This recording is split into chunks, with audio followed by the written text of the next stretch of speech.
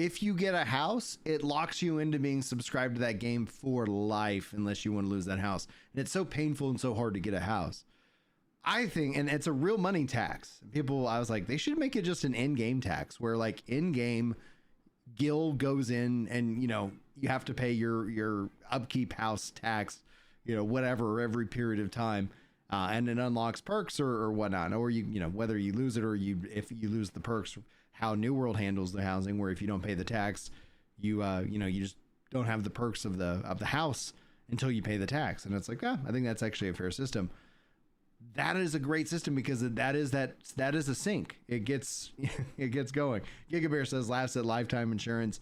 I do think that's going to be an interesting thing. I wonder how that's going to be addressed in the long run. I do think my vehicles actually have lifetime insurance, so I'm not complaining about it. But I think when it's all said and done, we're going to see how it plays out.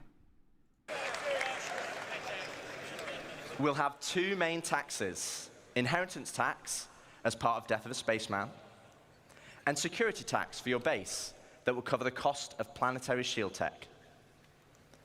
Insurance, on the other hand, will be split between medical insurance, which covers your hospital imprints, and probably the most important one of all, ship insurance. Now, as we have Death of a Spaceman, we also need Death of a Spaceship. Losing your ship should be significant. Right now, for example, over 90% of all claims in the verse are for ships that have not been destroyed. That's also going to be something interesting in terms of, you think about PvP and you think about orgs going to war, having a real cost of that, right? Where you're like, oh man, we've all worked so hard and we're either fighting to defend it or, okay, let's go ahead and try and do this thing. There's going to be a real cost to that. And that's going to be one of the things that's going to be, if nothing else, fun to report on. It's going to be fun to see what, like, hey, there was a massive battle in Star Citizen and it cost $10,000 worth of like if you were going to translate it into real world money or something like that. I think those are fun articles to kind of see. I've always enjoyed them when we've seen them with Eve.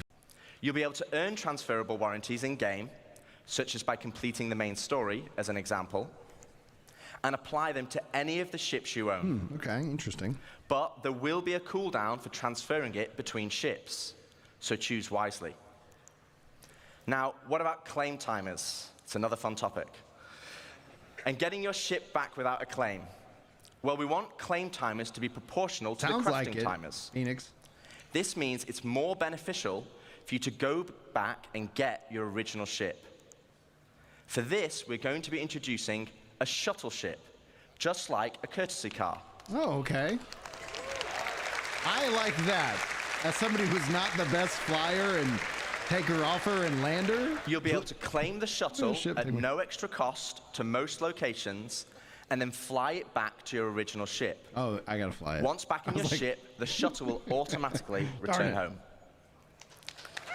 Nice. It'd be nice if it automatically flew me where I needed to go. If your ship has been legitimately lost, though, then you'll need to claim it back. And as we'll be increasing claim timers, this will mean some ships will take longer than others. Space Uber. With starter or small ships always being readily available, and larger capital-sized ships taking a long time.